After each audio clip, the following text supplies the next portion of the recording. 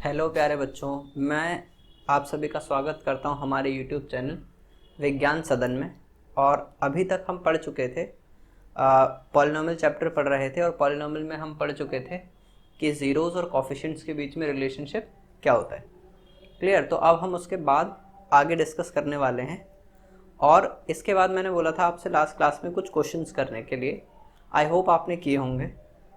आज हम उसके आगे जितना हमने क्वेश्चन कर लिया था उसके आगे करने वाले हैं। तो देखते हैं ज़रा क्वेश्चन क्या है। क्लियर? अभी तक ये जो पॉलिनोमियल चैप्टर पढ़ रहे हैं इसके ऑलरेडी 2 लेक्चर्स हो चुके हैं। ये 3rd लेक्चर है। तो इसमें हम एक्सरसाइज नंबर 2.2 के आगे के क्वेश्चन करने वाले हैं। मैंने लास्ट क्लास में क्वेश्चन नंबर 1 का फर्स्ट पार्ट डिस्कस कर लिया था। अब उसके आगे डिस्कस करेंगे। चलिए तो स्टार्ट करते हैं। हमारे पास इक्वेशन है 4s² - 4s + 1। क्वेश्चन एक बार दोबारा से देख लेते हैं। कहता है find the zeros of the quadratic polynomial and verify the relationship between the zeros and the coefficients. ये क्वेश्चन है जो लास्ट क्लास में भी था। फर्स्ट क्वेश्चन है बेसिकली एक्सरसाइज नंबर 2.2 का। इसका सेकेंड पार्ट है 4s² - 4s + 1। है तो कुछ भी नहीं, आसान सा क्वेश्चन है। बस ये है, अभी तक जो हम पढ़ते थे उसमें वेरिएबल x होता था, इसमें वेरिएबल s दे दिया, कोई प्रॉब्लम नहीं है। सबसे पहले मैंने आपको बताया था कि ये जो इक्वेशन है इसे आपको कंपेयर करना होता है। किससे कंपेयर करेंगे? यहाँ as² + bs + c से, कोई प्रॉब्लम नहीं है। तो a यहाँ पर क्या होगा? 4, तो a अपना आ गया 4। b क्या होगा? s के मल्टीप्लाई में जो लिखा है, तो b हो गया -4 और c कितना है हमारा? 1, तो c आ गया 1। क्लियर? अब देखते हैं आगे। अब यहाँ पर a पता है, b पता है, c पता है। अब हमें निकालना क्या है? कोफिशिएंट्स तो हमें पता चल गए, ज़ीरोज़ हमें निकालने हैं। यहाँ से हम ज़ीरोज़ के लिए सॉल्व करेंगे। अब जो हमारे ज़ीरोज़ होते हैं तो उसके लिए हमें इक्वेशन को 4s² - 4s + 1 को 0 रखना होगा। और 0 रखने के बाद क्या करना है? ये इक्वेशन 0 रखी। अब फैक्टराइजेशन मेथड लगाना है। तो फैक्टराइजेशन के लिए हमें कुछ स्पेस चाहिए रफ कैलकुलेशन के लिए, वो हम इधर बना लेते हैं।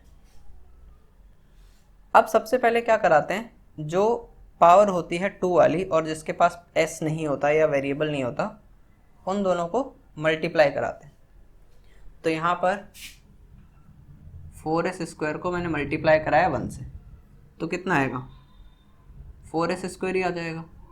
ठीक है, अब देखते हैं आगे। 4s² को 2 पार्ट्स में डिवाइड करना है और इस तरीके से, मतलब हमें कोई नंबर चूज़ करने हैं दो जिनको मल्टीप्लाई करा के आ जाए 4s² और उनको प्लस या माइनस करा के कितना आ जाए? ये मिडिल टर्म। तो ये मिडिल टर्म कितनी है? -4s। तो सोचो ज़रा, कोई है ऐसा नंबर? चलिए देखते हैं। देखो 4 कैसे आ सकता है पहले देखते हैं। तो एक तो 4 1 जा 4 आ सकता है, ये हो सकता है। लेकिन अगर 4 1 जा 4 मैं लेता हूँ और 4 को अगर मैं प्लस करता हूँ 1 में तो 5 आ जाता है। और अगर मैं 4 में से 1 सब्ट्रैक्ट करता हूँ तो कितना आ जाता है? 3। तो ना हमें मिडिल टर्म 3 चाहिए ना 5 चाहिए, तो ये तो पॉसिबिलिटी ही नहीं है। तो इसे तो आप भूल जाओ। भूल गए सर? तो क्या होगा नंबर? तो नंबर देखते हैं। 4 को लाने का एक और भी तरीका है, वो क्या है? हमें पता है 2 × 2 कितना होता है? 4 होता है सर। ठीक है, और अगर मुझे माइनस का 4s चाहिए और मल्टीप्लाई करने पर प्लस का 4s² चाहिए, तो अगर मैं ऐसा लिख लूँ कि माइनस का 2s और माइनस का 2s, तो क्या होगा? माइनस माइनस प्लस हो जाता है। तो माइनस माइनस अगर प्लस हो जाता है तो ये -4s हो जाएगा, कोई प्रॉब्लम नहीं है। और जब हम -2s को मल्टीप्लाई कराएंगे -2s से, तो कितना आ जाएगा? प्लस का 4s² आ जाएगा। ठीक है, सिंपल है। तो अब समझते हैं कि इसको फैक्टराइज करके लिखें कैसे। तो पहली वैल्यू 4s² है, एज इट इज़ है। इस -4s को हम ऐसा लिख लेते हैं,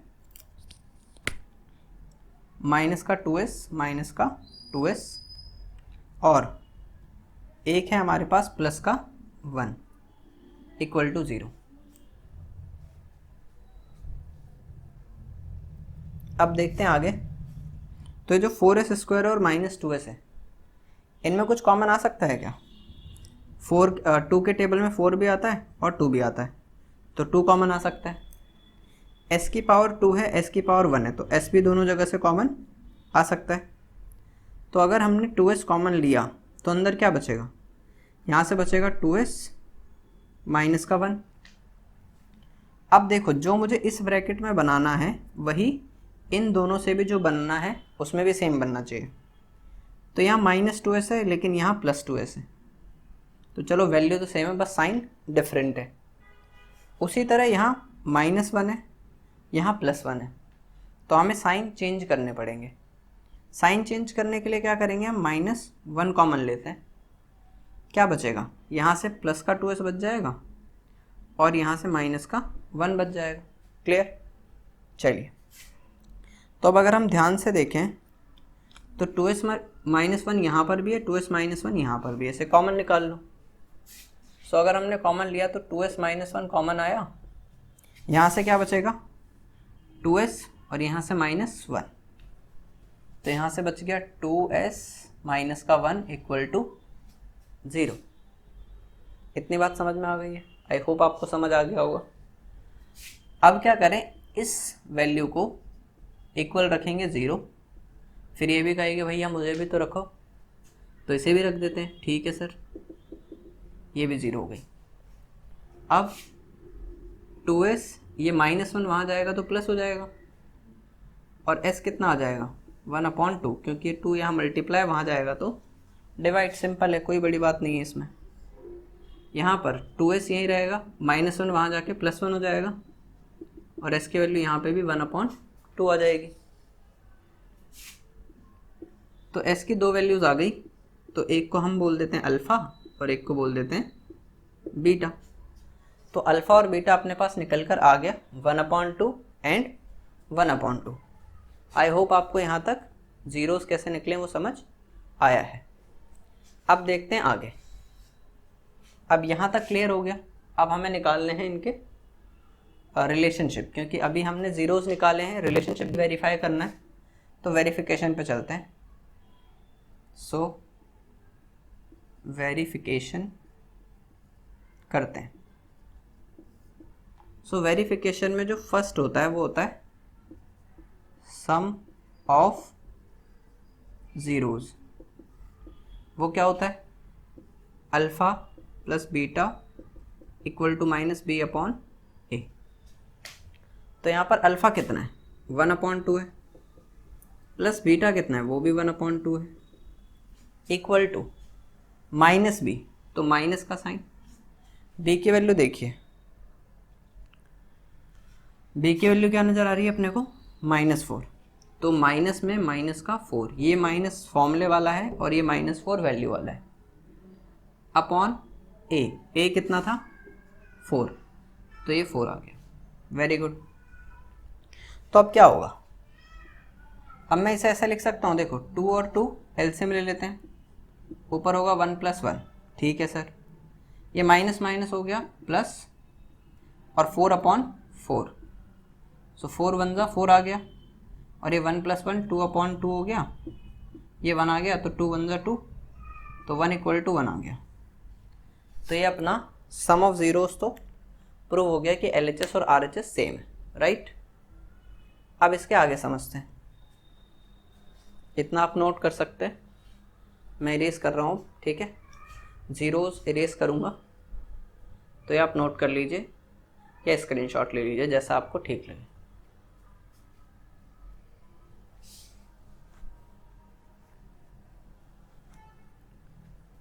ओके, सो ये ज़ीरोज़ वाला पार्ट हम इरेज कर देते हैं।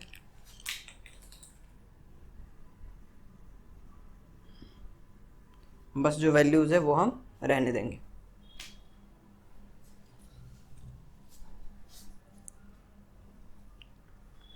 अब अपने पास पहला रिलेशनशिप हो गया, इसको इरेज ही कर देता हूँ, सेकंड रिलेशनशिप ही लिखेंगे। तो सेकंड जो रिलेशनशिप है वो क्या है, वो है प्रोडक्ट ऑफ ज़ीरोज़। सो प्रोडक्ट ऑफ ज़ीरोज़ में क्या होता था, alpha into beta equal to c upon a होता था। कोई बड़ी बात नहीं, सिंपल सी बात है। तो अल्फ़ा देख लेते हैं और बीटा देख लेते हैं। तो अल्फ़ा है 1/2 और बीटा भी है हमारा 1/2, और सी कितना है 1 और ए कितना है 4। सो 1 1 ज़ा 1, 2 2 ज़ा 4 इक्वल टू 1/4। तो देखा जाए तो ये भी इक्वल है। यहाँ पर अपने पास आ गया है 1/4 equal to 1/4। So LHS equal to RHS आ गया दोनों केसेस में, सम में भी और प्रोडक्ट में भी। Hence relationship is verified. बस हो गया, दैट्स इट। ठीक है, तो इस तरीके से हमने प्रूफ किया कि सम और प्रोडक्ट ऑफ ज़ीरोस सेम आ गया, राइट।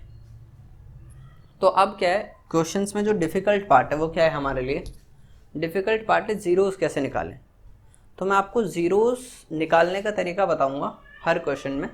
बाकी जो ये प्रूफ करने वाला पार्ट है ये आप खुद कर सकते हैं। तो आप ट्राई करेंगे, अगर नहीं होता है, अगर बाई चांस नहीं हो पाया आप लोगों से, तो आप कमेंट सेक्शन में डाल देना, फिर हम उसे डिस्कस कर लेंगे एक अलग से क्लास लेकर। चलिए,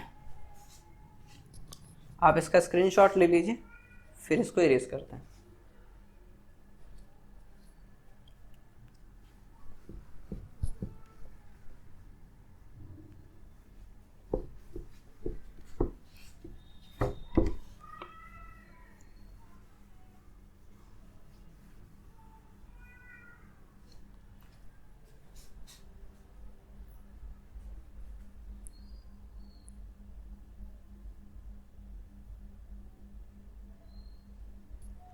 नेक्स्ट पार्ट जो है वो घुमाने के लिए कुछ ऐसा दे दिया कि 6x² -3 -7x।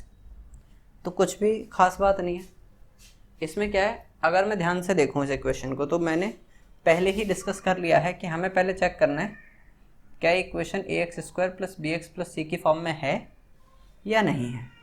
तो देखा जाए तो x² है, यस है। फिर यहाँ पर होना चाहिए x, लेकिन यहाँ तो नहीं है। और यहाँ होना चाहिए c, यहाँ पे भी नहीं है वो अकेला। तो इसे थोड़ा रीअरेंज कर लो, तो ये कुछ ऐसा देखने को मिलेगा हमें कि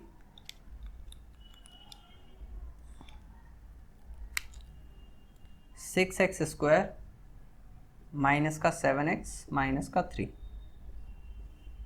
अब a भी बता सकते हो, b भी बता सकते हो, c भी बता सकते हो। a यहाँ 6 है, b -7 है और c -3। अब आई होप ये फैक्टराइज आराम से हो जाएगा, और फैक्टराइज हो जाएगा तो वेरिफिकेशन भी हो जाएगा। कोई बड़ी बात तो नहीं है वेरिफिकेशन करना। अब उसी के साथ साथ एक जो बच्चे कंफ्यूज रहते हैं फोर्थ पार्ट में, वो कुछ ऐसा है 4u² + 8u। अब ये जो पार्ट है इसमें c वाला पार्ट ही नहीं है। तो c वाला पार्ट ही नहीं है तो u तो दोनों जगह आ रहा है ना सर। तो u कॉमन आ सकता है और 4 भी कॉमन आ सकता है। तो 4u कॉमन लिया तो क्या बचेगा, यहाँ से u + 2 बचेगा। क्लियर। और ज़ीरोज़ निकालने के लिए इसको 0 पुट करते हैं और इसको भी 0 पुट करते हैं। उससे पहले हम एक काम कर लेते हैं, ABC बता देते हैं ताकि बच्चों को कन्फ्यूजन ना हो। तो यहाँ प्लस लिख लेते हैं, 0 कांस्टेंट है। 0 किसी में ऐड करते हैं तो उससे ओवरऑल इक्वेशन में कुछ फ़र्क नहीं पड़ता है। तो जब इक्वेशन में फ़र्क नहीं पड़ रहा, तो इसमें जब हमने 0 ऐड करा तो वहाँ पे भी कोई फ़र्क नहीं पड़ा। लेकिन इससे एक बात चमक गई कि a हमारा 4 है, b हमारा 8 है और c हमारा 0 है, राइट। तो a, b और c आ गया। तो अब a, b और c आ गया तो ज़ीरोज़ निकालना कौन सी बड़ी बात है। 4u² + 8u, 0 लिखने की आवश्यकता नहीं है। इक्वल टू 0 लिखो डायरेक्ट, मतलब इक्वल टू 0 लिखना है, प्लस में 0 नहीं लिखना है जो हमने यहाँ लिखा हुआ था। 4 के टेबल में 4 भी आता है, 8 भी आता है, तो अपन 4 कॉमन ले लेंगे और u कॉमन ले लेंगे, तो क्या बचेगा u plus 2 equal to 0। It means एक बार 4u कहेगा भैया हमें 0 करो, तो इसको कर देते हैं 0, इसकी जो मन की इच्छा है वो पूरी हो गई। ये दूसरा भी कहेगा हमें भी करो, u प्लस 2 को भी 0 किया, तो ये 4 यहाँ मल्टीप्लाई, वहाँ जाएगा तो डिवाइड, तो u क्या आ जाएगा 0/4 मतलब 0, और ये प्लस का 2 वहाँ जाएगा तो माइनस हो जाएगा। तो यहाँ से हमारे पास आ गया अल्फ़ा और यहाँ से हमारे पास आ गया बीटा। अब क्या दिक्कत है, अब तो कुछ भी नहीं है, ए बी सी हम बता चुके हैं, अल्फ़ा बीटा बता चुके हैं, फॉर्मूले में पुट करना है, वेरीफाई करना है, कोई बड़ी बात थोड़ी है, हो जाएगा, इजी है। चलिए अब नेक्स्ट देखते हैं पार्ट। ये मैं कर रहा हूँ इरेज, आप इसको नोट कर सकते हो, ठीक है। फिर 5th पार्ट की तरफ बात करते हैं।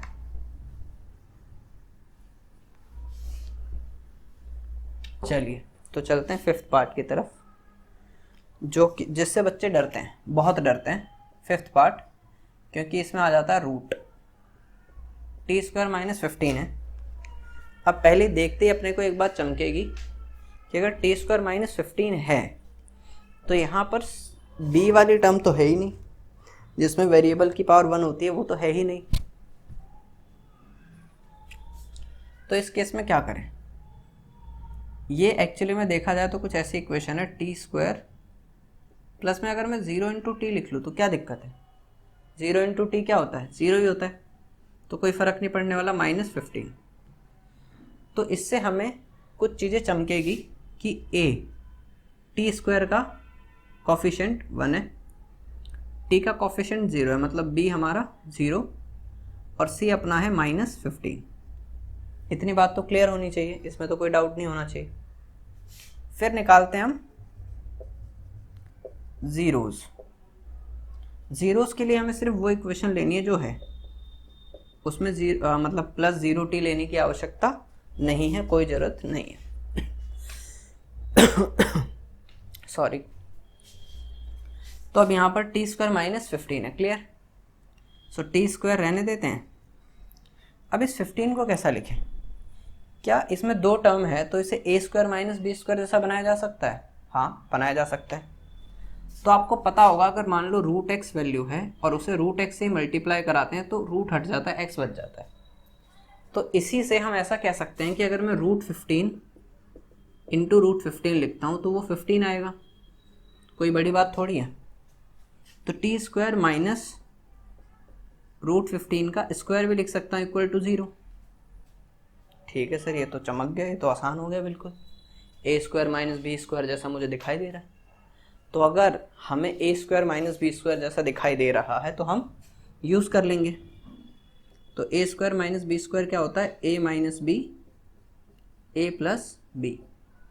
यहाँ पर a कितना है t और b कितना है √15। सो a हमारा है, मतलब t² - √15 था ना, इसका स्क्वायर था, इक्वल टू 0। तो यहाँ हो जाएगा t - √15 and t + √15 equal to 0। अब अगर ये हो जाएगा तो एक बार ये उठ के 0 होगा और एक बार ये उठ के 0 होगा, तो इनको 0 बना देते हैं, ये 0 ये भी 0, पहुंच गई सन्नाटे में वैल्यू।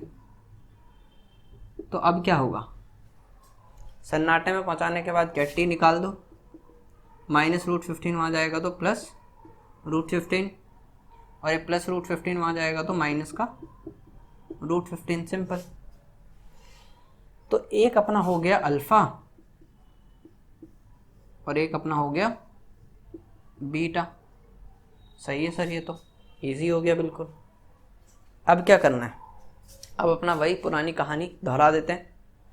इसको क्यों करवा रहा हूँ सॉल्व, क्योंकि ये थोड़ा सा टफ लगता है बच्चों को, इसलिए सॉल्व करा रहा हूँ क्योंकि रूट आ गया इसमें, ठीक है। तो रिलेशनशिप की बात करते हैं। उसमें पहला है सम ऑफ ज़ीरोज़। अब वो क्या होता है, वो होता है alpha plus beta equal to minus b upon a.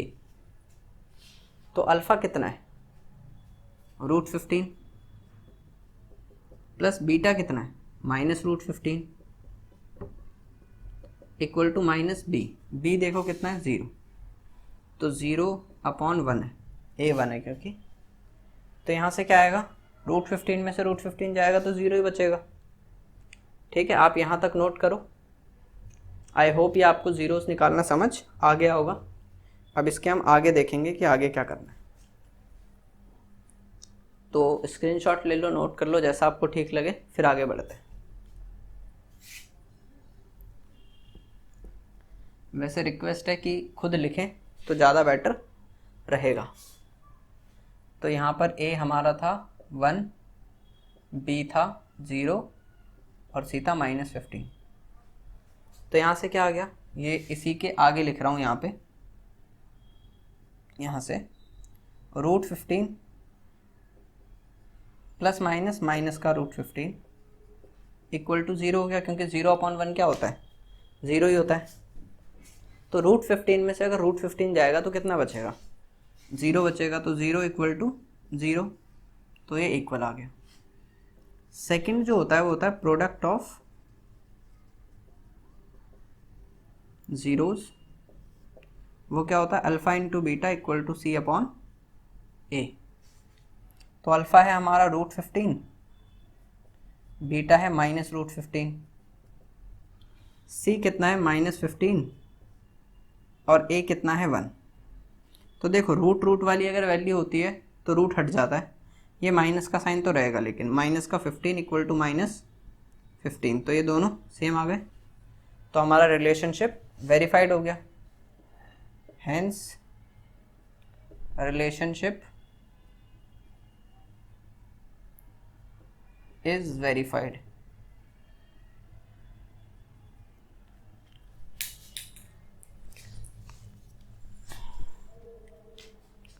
तो ये क्वेश्चन कंप्लीट हो गया है। अब आप इसका स्क्रीनशॉट ले सकते हैं और चाहें तो लिख भी सकते हैं। वैसे मैं एक चीज़ सजेस्ट करता हूँ, जब भी आप क्लास ले रहे हो तो जो भी चीज़ें बोर्ड पे लिखवाई जा रही है उसे आप साथ के साथ नोट करते रहें। इससे हमें एक फ़ायदा होता है कि जितनी बार हम लिखते हैं ना, वो चीज़ हमें याद हो जाती है। तो इसे साथ के साथ लिखते रहें, ये आपको ज़्यादा बेनिफिट प्रोवाइड करेगी। चलिए इसे इरेज करते हैं, अगले क्वेश्चन की तरफ बढ़ते हैं। अगर इसमें कोई डाउट आता है तो आप पूछ सकते हैं इन द कमेंट सेक्शंस।